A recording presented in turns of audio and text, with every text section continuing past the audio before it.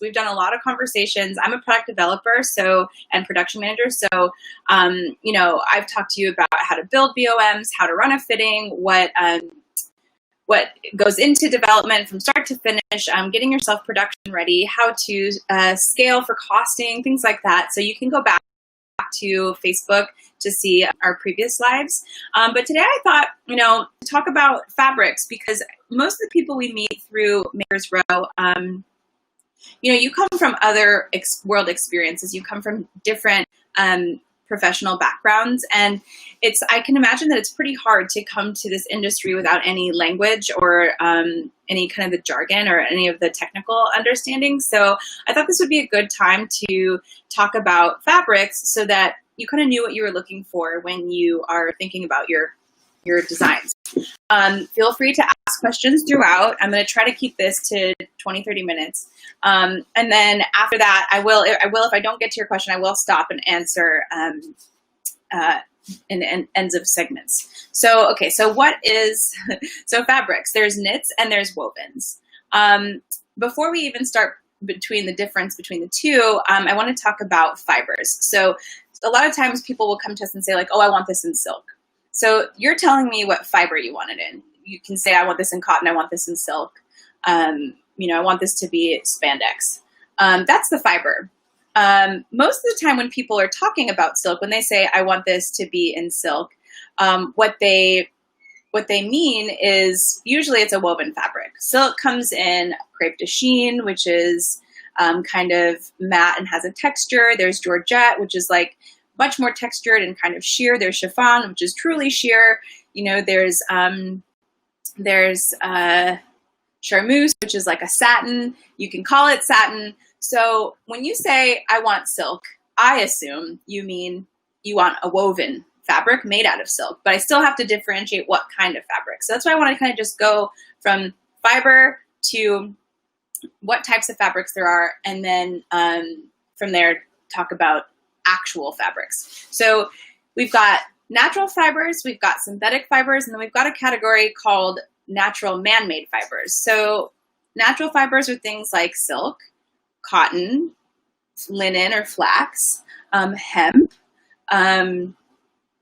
They're starting to do, I think we could stick to those four for now. I'm not going to call bamboo a natural fiber, and I'll tell you why later. But then we've also got our synthetics, right? We've got nylon, spandex or lycra. We've got rayon. So those are your synthetic fibers, excuse me. And then you've got the category natural man-made fibers. Those are tencel, lyocell, modal, cupro, and also bamboo rayon.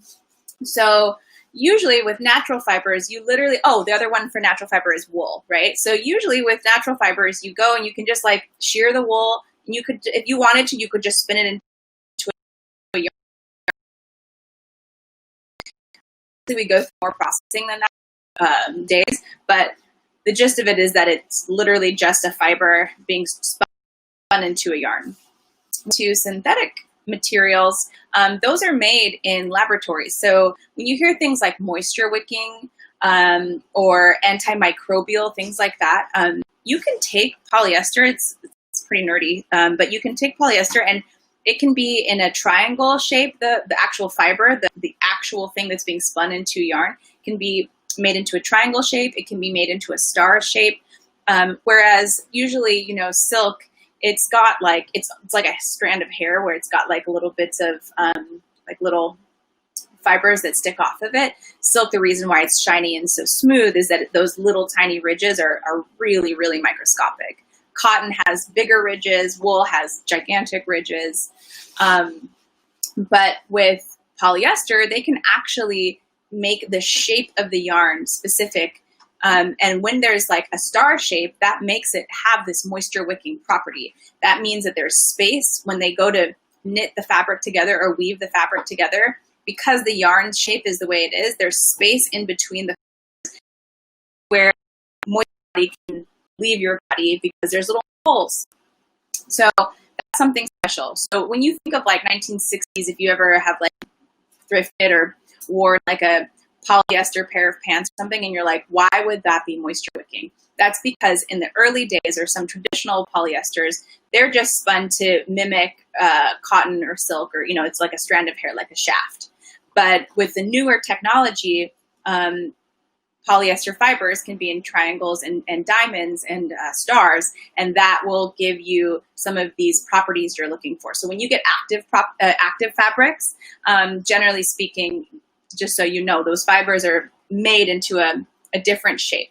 So spandex and lycra are the same thing. It's just a brand or not. And then you've got your nylons and rayons. So those are your synthetics. Then natural man-made fibers. This is a really interesting category. They're considered eco, but the reason why they're called natural man-made is because, so I'll start with tencel and modal. These are fabrics that are made from wood pulp, usually either eucalyptus or birch trees. So it's not like if you just take wood and you pulverize it, that it's going to, you can then spin it into a yarn, right? It has to be treated with chemicals, usually like ammonia or bleach or things like that, to get the pulp to kind of like gel, so to speak, so that they can then spin it into fibers. One of my favorite natural man-made fibers is called cupro. Cupro is great. It takes leftover, basically the excess of cottons. It can be like small fibers that didn't make it into the spinning. It can be like little pieces of leaves and some stems. It's the excess. And they mix it with ammonia, and then it comes out and it makes this beautiful silk alternative. Cupro tends to look the way like water washed silk, if you're familiar, it looks. And it dyes amazingly. It's perfect for garment dye. It's one of my favorite fabrics, and it's not too commonly known, but cupro is usually woven. So now I want to talk about the difference between knits and wovens. Generally speaking, with like tencel and modal, you usually see those in knit fabrics. Knits are like jersey, that's like your t-shirt fabric. It can have stretch or it doesn't have to. Then you've got rib, which is usually like on the collar of your t-shirt, or maybe when you have a thermal, like on the cuffs, on your sweatshirt, it's the cuffs. Before there was actual spandex or lycra, rib was knit to stretch and recover. So it's just like jersey. It has a jersey stitch, but it goes like one strip of the yarn sticking out and then one strip of the yarn going back, and then another jersey stitch going out and then back. And because of that, it creates this rib effect, so that when you pull it and it'll go right back to its shape. There's several types of ribs. Usually on t-shirts, we use a 1x1. Baby clothes, like a baby onesie, is almost always in rib. And then for sweatshirts, you can usually use like a 2x1. For bombers, things like that, you can do like a 2x2 or a 3x1, and it makes it chunkier. Now, don't want to go too much into ribs because there's a lot to talk about here, but ribs are generally knit really narrow. So most of the time, if you were to stand a roll of fabric up, it would be like 50 inches or sometimes 19 inches wide. So narrower it's going to likely be. So if you see a bomber, we have these little tricks that we do, like in front of the zipper, there's usually like a little square on each side. And then sometimes you'll also see a seam on the side. That's because your ribs are super narrow when it's chunky. So we put those little square panels at the base so that it looks like, you know, your sweatshirt can go all the way, or your bomber can go all the way down, and you can put snaps or whatever, and it's all on the same fabric, but it also helps because your rib is narrow. So just keep that in mind with ribs. If you ever want to use, like, there's, you know, like, especially like those kind of like tank tops that are made out of ribbed or things like that, it can be expensive if you use a narrow fabric. And the reason why ribs are narrower is because the way that they're knit, it's like taking up more space on the machine, so it shrinks the width. Okay, so you've got your jersey, you've got your rib. Then you've also got, in the knit family, you've got your fleece. These things are terries, loop back terry, French terry, sweatshirt types of fabrics, and also then fleece back. The front of the fabric can also be brushed. So these are kind of your core knit families. And I want to differentiate the difference between that and a knit sweater. Sweaters are not made of fabric. Sweaters are made of yarn, and in the same way that the fabric is made, it's one piece of yarn that's wrapped around itself, that's knit around itself, but it's not fabric. The sweater is made from yarn, and it's called fully fashioned. It's made into the sweater itself. T-shirts, sweatshirts, thermals, Under Armour, things like that, base layers, tank tops, anything that's kind of in that fabric that, you know, feels like it's a knit fabric, those are cut and sew knits. Now, I want to talk about stripes in knits. The way knit fabric is made is they take one strand of yarn and it's knit around itself. So on woven fabrics, you have the warp and you've got the weft. There's two yarns that go one way on the loom and then the other way on the loom. On knit fabrics, they take one yarn and they wrap it around itself to make either the jersey or whatever, hachi. There's all kinds of knit types of fabrics that can be made from this one yarn. But if you want to have a stripe, the reason why stripes have high minimums is because they have to take one full, let's say it's going to be black and white stripe. They have to take one full cone of white yarn and they have to take one full cone of black yarn. And they'll say, let's say it's like a half-inch stripe. The knitting machine will do the white all the way until the half-inch stripe is made, and then at the edge of the fabric, it'll loop the black on, and then it'll do the black across for the half-inch. And then it'll switch back to the white, and it'll do the white for a half-inch. And these yarn cones have to be yarn dyed. So they literally take a big cone of yarn and they put it in a dye vat and it makes the color.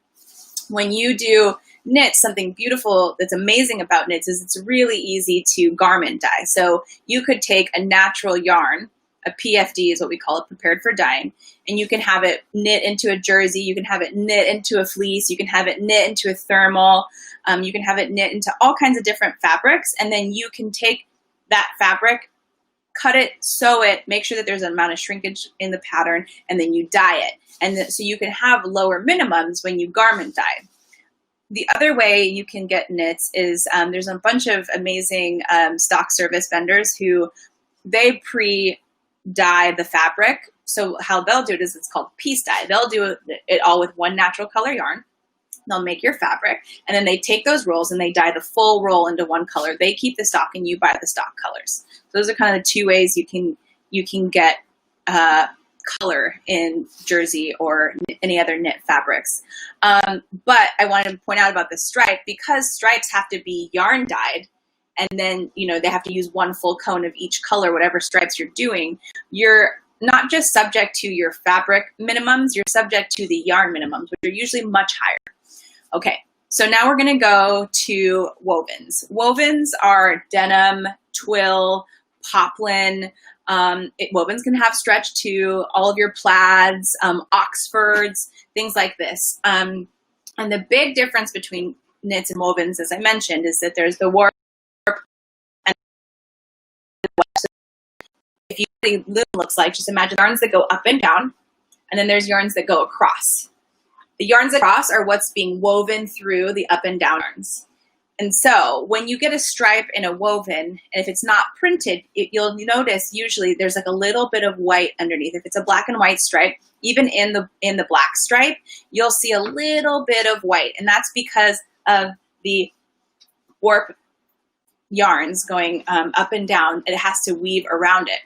And so with woven fabric, you can take, again, yarn dyed, the yarn has been dyed, and you get your white warp threads, and then you take the white and you can go weave in and out, and it'll make a solid white. If you want it to be striped, you have to do, on the loom, there'll be like a little bit of white yarns, and then there'll be a little bit of black yarns, and then a little bit of white yarns, and a little bit of black yarns. So it's high minimums because of the setup fee involved, and it's because of taking the yarn dyed fabric, the yarn dyed cones, and having to meet the minimum in order to make those colors. I see a question that is, I think, relevant, so I'm going to look at it. It says, plenty of stock service on your dyes too. You can also have yarn dyed salads, and believe it or not, piece dyed heathers, sometimes even dyed stripes that use something called dispersed yarns. Yes, that is true. I am not going to go into too much detail about that, but there's really cool things where like the way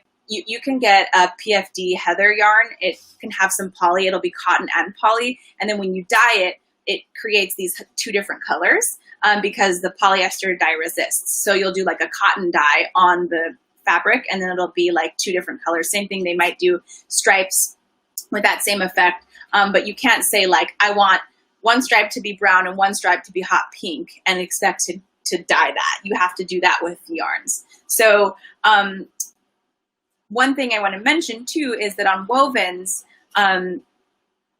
it's not necessarily, but usually it's easier to change the yarns going the up and down way. So your stripes will go along the length.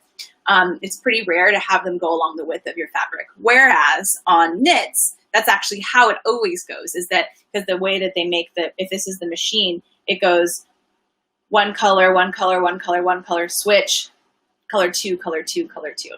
So we're not going to talk about that too much here, but when you go to make, if you want something that's up and down stripes and your fabric has it along the width, your pattern and your marker have to be marked with the right fabric direction, just so you know. I see there's another question. I'm looking for fabric for my small eco-friendly line. I know what I want. The company I was working with is shut down due to COVID. Looking for lightweight gauze, jersey knit with metallic. We are not going to share vendors on these lives, unfortunately. Gina, I'm sorry, but you can look up stock service programs. There's plenty of places that, I don't know what you mean by gauze, lightweight gauze. Sometimes if you mean like almost like literally like cheesecloth, that's a little harder to find. But there are stock program fabric companies all over Los Angeles. There's Canada. There's Japanese ones that have offices here in New York that you can find those at. Jersey knit with metallic lightweight gauze. I don't know what you mean, I'm sorry, but you definitely can find, there's plenty of stock service people. So if your other place closed, keep looking. Okay, I'm going to answer a couple more questions. Let's see, excuse me.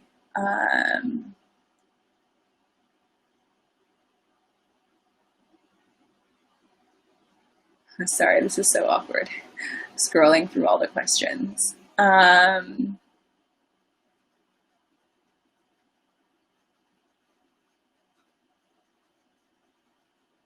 Yeah, most companies haven't been very active recently. The COVID has really slowed everybody down, guys. Gina, with regards to can you hire us at Stateless? Yes, you can hire us to help you source hourly. No problem. I see another question that says, what type of fabric do you recommend for a fancy women's t-shirt? So again, so I hear fancy. What do you mean? You can knit silk. I love knit silk. It's like $40 a yard though. So a t-shirt takes like 1.5 yards, and then with the labor, it's going to be pretty expensive. Another great jersey would be modal. You can do, I mean, there's cashmere jersey. You can get real fancy. But if you're trying to sell something for less than like $200, stick with modals, tencels, lyocels, things like that. They have a beautiful hand feel, and they dye.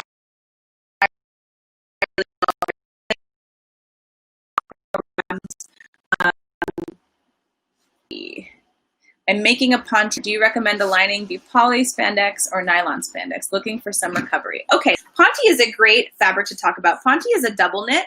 It means that they literally take like two jerseys and put them next to each other. They're like interlocked next to each other. I love ponte. It's a great contemporary women's fabric. You can make blazers with it. You can make jeggings with it. You can make a skirt. You can make this dress could be have made in ponte. I don't know why you want to line ponte though. I wouldn't line it. I don't, unless it's, if you're trying to make something modest, I would consider using something more like ITY, which is another jersey. It's super lightweight. It almost looks like the lining of a bathing suit. If you want it to be woven, make sure there's stretch in it, because, so here's a big conversation we should have. When you use knits and wovens together, they will fight. Knits, even when they don't have spandex in them, they have much more give. Some woven fabrics have what we call mechanical stretch, which would usually be found on the bias. You'd stretch it like this, and it would stretch a little bit. Like a nice snappy poplin for a shirt is not going to have like much mechanical stretch. So in this question here, Ponte, even if it doesn't have spandex in it, which it usually does, it's usually like a rayon cotton spandex or poly nylon spandex. It's going to stretch. So if you put a woven lining in it and you don't put stretch in the lining, they're going to fight with each other, and there's going to be puckering and pulling, and it's going to look terrible. Now, if you use a stretch lining, you still want to make sure that it has maybe even more give than your Ponte, because for me, I don't know what the skirt is. If it's like a skater type of skirt or like a circle skirt, I guess you could line it. But for me, I don't see why you would need to line Ponte unless it's like really thin. But I would recommend going with a jersey. I would recommend going with like an ITY or something else. I would not go woven there. If it's a really structured like office type of skirt, you could go with some stretch, like maybe it's like stretch satin in poly or nylon, but you're going to want it to have at least it's going to need more than 2% spandex. And usually with woven fabrics that have more than 2% stretch, it's going to be like an active wear kind of fabric, and it's going to be kind of funky. So I hope that helped. But very good point, because we always have these fighting situations. So you make a cool blazer out of woven fabric, but then you want to use like a sweatshirt fabric on the inside. Your customer, after they wear it a couple times, there's going to be a big old bubble of the sweatshirt fabric from the lining poking out at the bottom, because the way that the woven fabric needs to fit cute is different than the way the jersey is going to be cut or the sweatshirt fabric is going to be cut. So you really want to lean on your pattern maker there. If you're trying to do this yourself, if you're with us, we talk about this all the time. It's going to fight, and we find ways to work around it. You can make your facing longer. There's other ways to do it, but for the most part, you kind of want to avoid mixing. I see another question. When pricing these items, what system should I use to calculate expenditure, wholesale, and retail sales? We're going to talk about fabric today. I did have a whole conversation about costing. So if you would like, you could go back on Facebook and find that costing conversation. Fabrics, the way I do want to talk about this with vendors. So most of us here on Makers Row, we're going to want, and Embark Live, we're going to want stock programs. We don't really have the ability to work with custom fabrics. Keep that in mind. There's amazing stock program vendors who, what they're doing is they're working with the mills directly. They're saying, oh, we love this Tencel jersey. We want it in these. They develop the colors, and they buy the minimum. Let's say it's 3,000 yards. They buy that 3,000 yards in every single color, and then they sell it off to all of us. You don't have to worry about your neighbor having the same fabric as you, because you should be making different things enough anyways. We can all share the same fabric. It's no big deal. Even novelty stuff. You really you should be making things that are so different from other people. Otherwise, you should have like a conversation with yourself about your business. If your business is looking like other people's and it's in threat because somebody's using your same fabric, we can talk. We can help you make your line more diverse. But so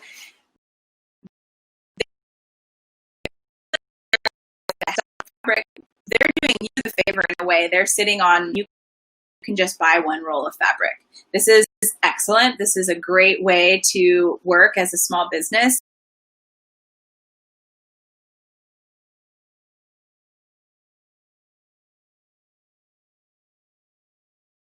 Let's see, hold on. Okay, I'm back. Excuse me. So some people can, they'll focus on silks, they'll focus on woolens, things like that. But working with stock programs is definitely what you want to do. You don't want to customize. If you do want to customize, you might want to work with prints to start. There are, Gina, there are fabric shows that you can attend to find these vendors. There are excellent fabric shows. Obviously, right now we're not doing in-persons, but I'm seeing that there's virtuals. I wouldn't recommend going to Tex World for any size brand who's going to be looking on Makers Row. Tex World is really, it's really oriented towards large, big corporate business. So they're usually the easiest ones to find. I'm not going to give you any shows that I do recommend going to, but I will say that I don't recommend going to Tex World because of the size of your brand at the moment. I'm going to keep answering questions. Let's see, excuse me. I'm new in design and trying to learn more. Can you also discuss fabric sourcing? Yeah, so we did talk about sourcing. That's actually the first live I did, but I do want to say sourcing is the hardest part. You want to have your vendors in your back pocket. You want to build up your fabric library, and you need to know the difference between knits and wovens, which is why I'm talking about it. So I didn't go into great detail, but you know, it doesn't discredit you if you say, oh, the way the fabric is woven together, when you meant that the way the fabric was knit together. But the more you know and the more you understand, or at least the more you know that you don't know, the better off you'll be, because you want to make relationships. This industry is relationship based.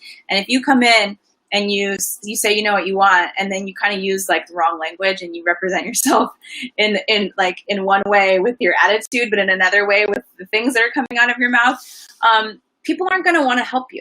They're not us, but in general, like the fabric people, they want big orders. They want people who are serious, and they're just not going to take you seriously if you don't know. Now, there's plenty of us who don't know that you have to start somewhere. So don't let that stop you, but just know that, the fabric is kind of the very first place you need to start.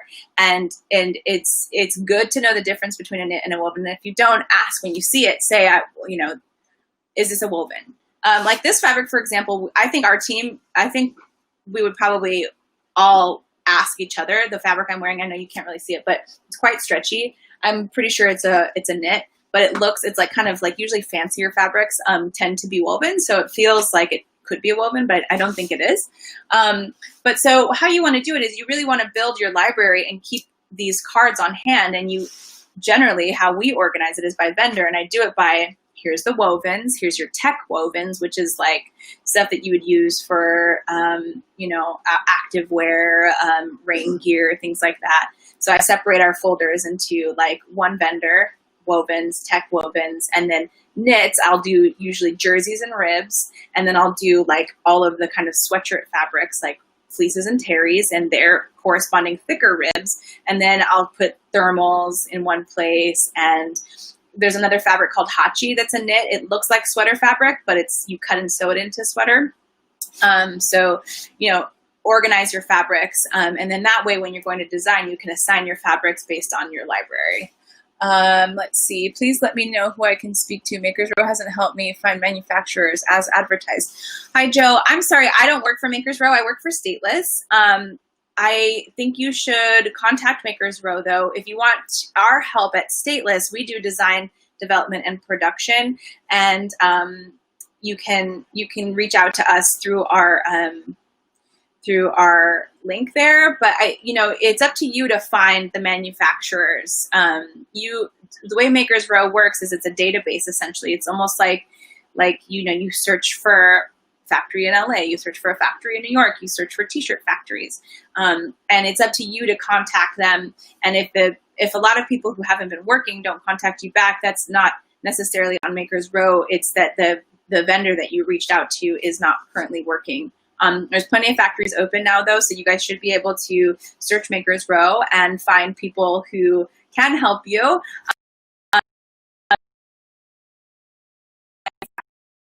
We are experts that help you. We're basically like if you were how the corporate fashion world works or the professional fashion world works, where we have a designer, we have a creative director, we have a tech designer, we have product development and production managers who can help you with sourcing, with sketching, with making sure your tech packs are correct, with factory pass-off, things like that. And again, just to circle back on why we're talking about fabrics, is that I do think that there's some stuff that you should try to come to the table with a little understanding. And I think fabrics are a really fun place to start. Lace is knit, and some laces can be stretch and some can be non-stretch. Lace can be very expensive when it's made of silk. It can be very expensive when it's non-stretch. So, these are the kinds of things that, if you like a fabric, like once you do start sourcing and you go to like a show, like a textile show, and you get your headers that you like Google it, Google what's a jersey fabric, like what's a terry fabric, and get to know how these fabrics work, because it'll help you. A lot of designers we do find like to work once they see the fabric is how they decide. Some people like to think of like the concepts and the silhouettes. But fabric definitely helps, because also I can't, like, if you wanted to make this dress in a poplin, we would have to put zippers on this sleeve. Otherwise we would have to make, or buttons or something. Otherwise we would have to make it a lot less tight, right? This is super tight if we wanted to do it in a woven. So I can't help you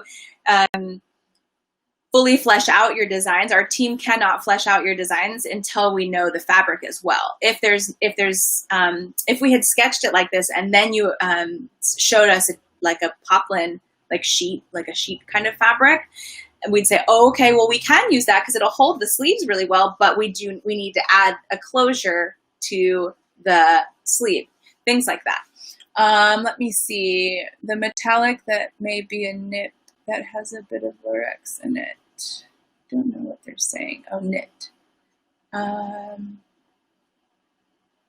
I see, Joe. So you're saying that before you purchase the subscription. So again, there's a free version and you can find manufacturers. And if the manufacturers aren't answering, it might be because you're on the light version. But if you have the full Maker's Row, you should be able to be meeting your manufacturers. People just keep writing people, finding the right places. And it's an amazing database of factories.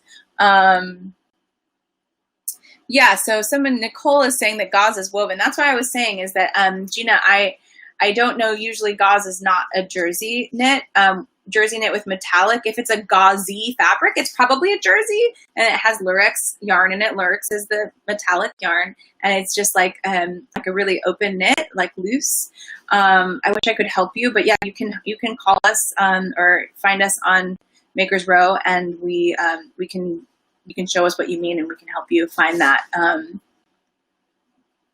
Someone else said, don't line a Ponte too. Okay, here's another question.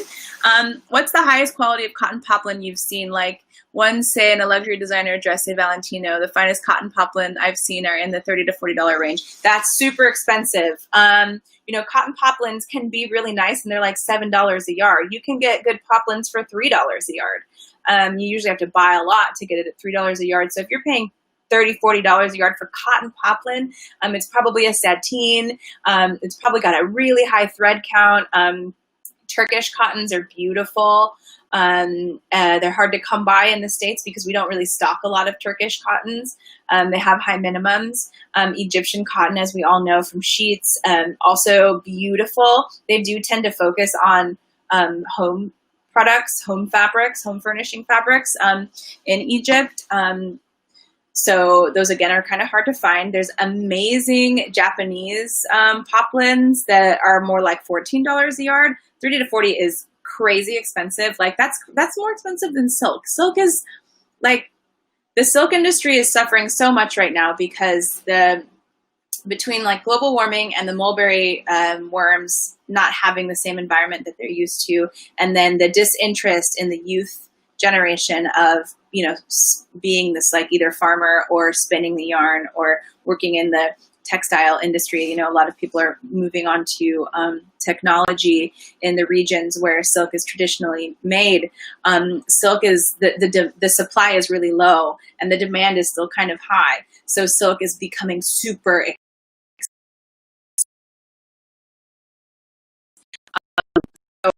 when I first started, in like 2000, silk was like $6 a yard, and that same exact quality right now is $17 a yard. So $30 to $40 a yard for poplin is, I feel like that's outrageous. I mean, I don't think Valentino uses that. I feel like you could get a really good Japanese poplin for $14 or less. Okay, so Isabel is saying the reason that she wanted to line the Ponte skirt is that she doesn't want panty lines to show. Even when you line it, it's going to have panty lines. When you line it, your liner is going to ride up, and it's going to make even more bunching. I really don't recommend lining a Ponte skirt. I think that your customer, if they don't want to show their panty lines, they should either wear seamless or a thong. Cashmere jersey is lovely. Yeah, it's a pencil skirt. I really wouldn't line it. I really wouldn't. You're going to see more problems down the line. The underwear lines are that's not an issue compared to the kind of issue you're going to find when you line your Ponte skirt. Can you name a contact to speak to about a refund for Makers Row? I'm sorry, Joe, I don't work there, so I don't know. But I do know that you should be able to find plenty of resources on Makers Row.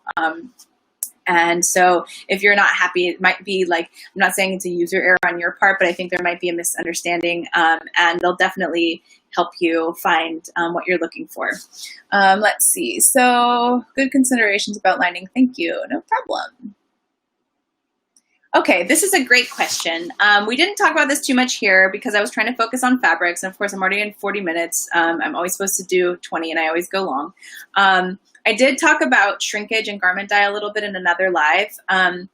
Before I answer your question, I'm going to read your question, and then I'm going to say something else, and then I'll answer it. So, is it always recommended to do a shrinkage test pre-production, even a standard woven cotton? My factory was hot pressing all the production pieces, which caused the cotton to shrink and be off fit. So, shrinkage is a huge deal, guys. There's a lot of woven fabrics that are pre-shrunk.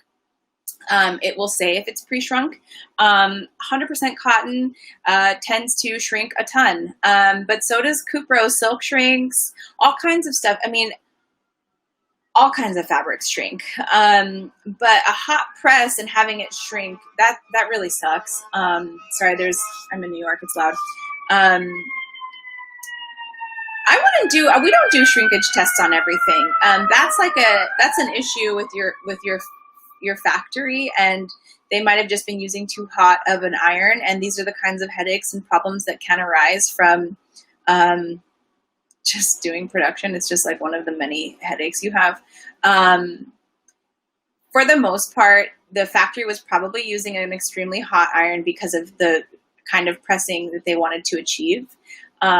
And they don't hold themselves responsible for shrinking something based on the pressing that needs to be done in order to get your product out correctly. So if you're working with cotton, I'm not sure what the product was or what, if it was jersey or what, and I don't know how your product development went, but we should have seen that in product development. They should have been pressing it at the same heat.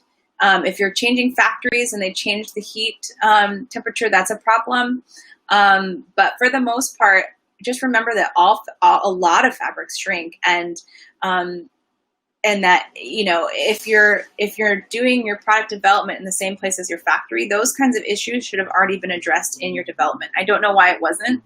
I'm only guessing that it was because you maybe worked with a sample maker and your sample maker used a cooler iron, and then you went to a factory and then they used their regular crazy hot irons that they use in factories.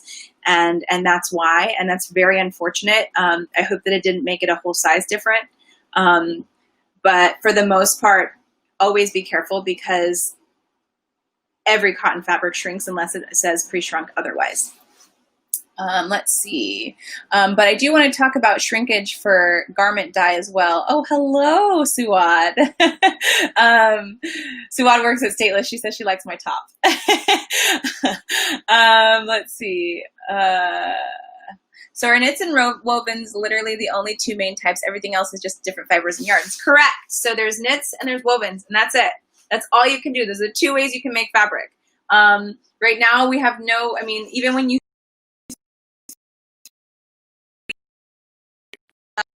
sweater,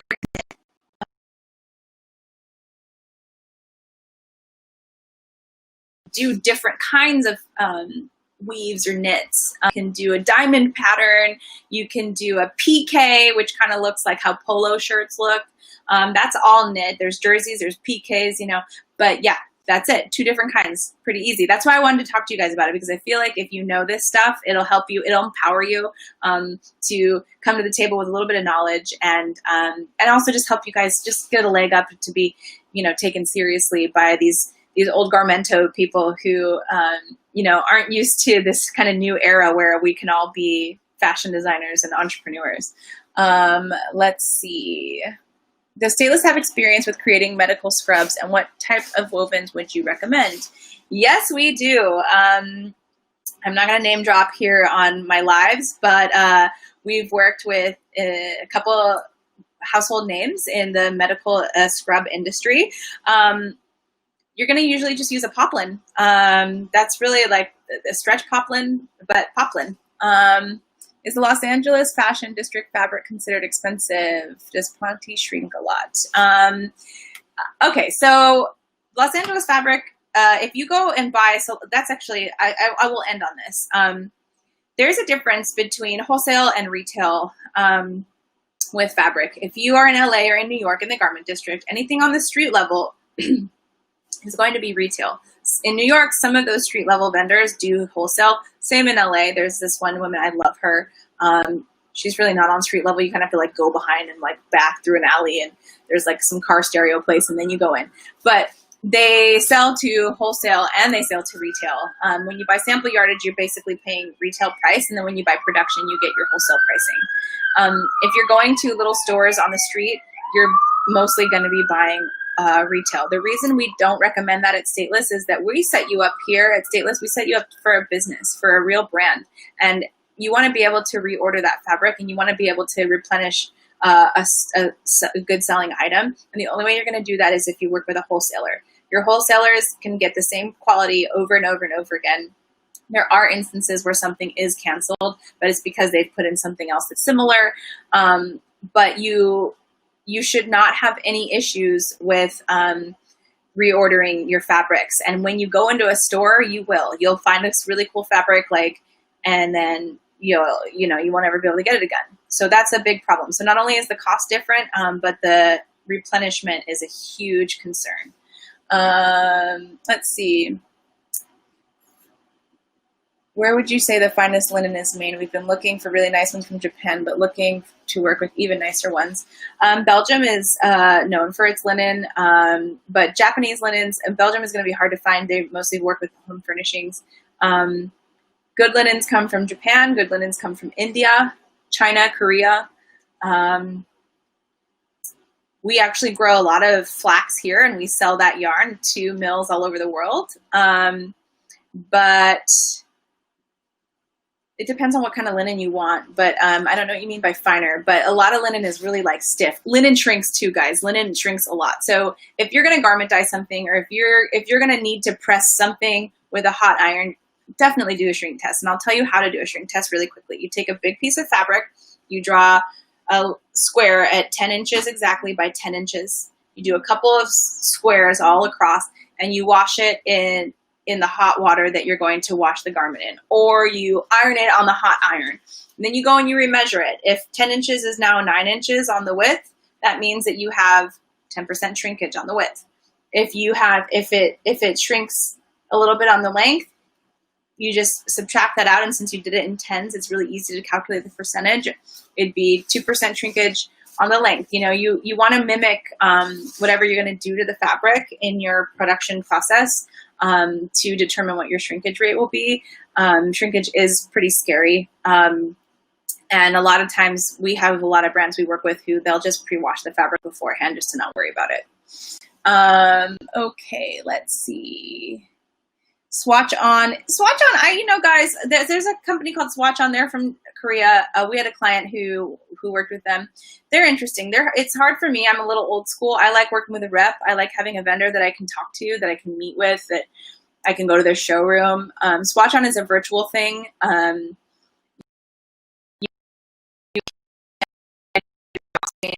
not clear if they're really for me personally with the process that I'm using. I might just be being a curmudgeon, I don't know, but I've had a hard time with them. I prefer to work with my vendors. Let's see. Oh, good. Yes, nice linen is found in Italy. You are right. Classes of any type. We should do classes. We've talked about it at Stateless before. We haven't done it yet. Yeah, so yes. Okay, so variety of swatches. Yes. So someone's asking, where can I get a variety of swatches if I'm undecided as to what I want? So here's a method. You can go to the retail level and you can cut fabrics, and then you can take that to somebody like your product developer like me at Stateless, and we would go into our libraries and match those. Or you could cut fabrics, have fabrics from your clothes, doesn't matter, and you could go to a textile show and you could bring those. And when you work with a wholesale vendor, they're not going to be funny about cutting swatches for you. They usually make like beautiful cards. It's like a cardstock, 8.5 by 11 with one big piece of fabric on it, and then all the colors that are offered. The silk vendors, they're kind of like, meh, they'll just cut a piece off usually, because they don't make big cards like that for silk. But you should be able to collect. We have a gigantic library at Stateless of fabric cards, and that's how we work. I mean, and it's been great for us during COVID because we have this library. We don't have to, even when our vendors were kind of minimally working or their warehouse wasn't open, we could still like assign fabrics, and we were trucking right along because we had this beautiful library built out of fabrics and fabric vendors. Sports jersey fabrics, you can look on Makers Row. There's plenty of amazing stock programs. There's a lot in Los Angeles and in Canada. Let's see. Oh, I'm so glad that string testing was great for you. What about an egg? I think you're asking about eco products. So natural fibers are your surefire eco way.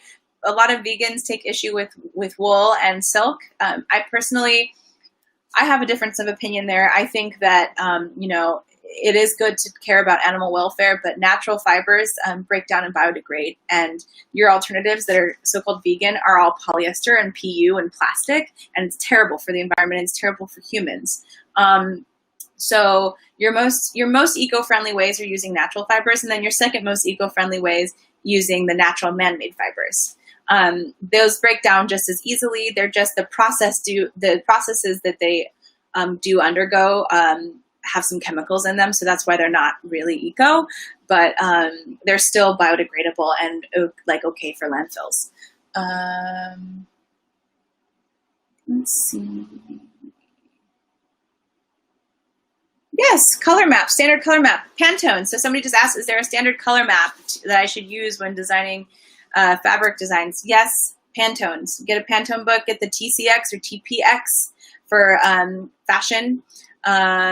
You should always use that. And if you're doing printing, you should get the solid coated or uncoated Pantone books. Everybody in this industry, you guys should all have Pantone books.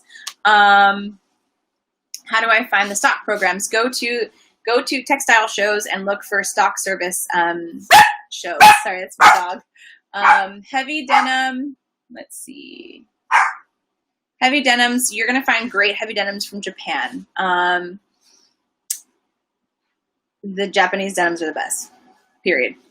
Preview does cards with their silk stock and each type of silk, no color card, but yes, for their range. Yes, so Preview is a silk vendor that somebody just shared, so I will talk about them. They're here in New York. They have color cards, but again, like they usually just cut a piece and then they have like a card that has their colors, and you can get several different kinds of silks in those colors. My name is Courtney, and thank you guys so much for joining. That was the last question. I'm so sorry my dog is starting to bark, but I should go anyway. It's already 3:50. I always enjoy these. I'm not sure if this is going to be my last time doing it. It's the last one we have on the books for a while.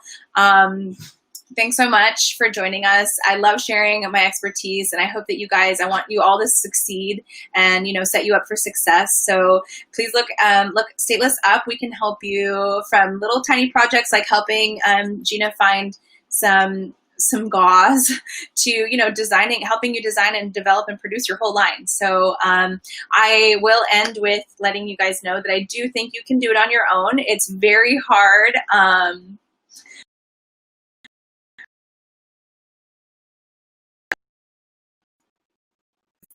For you to do it on your own. And so we're here for spent too much time and money trying to do it on your own. That's what we're here for. And,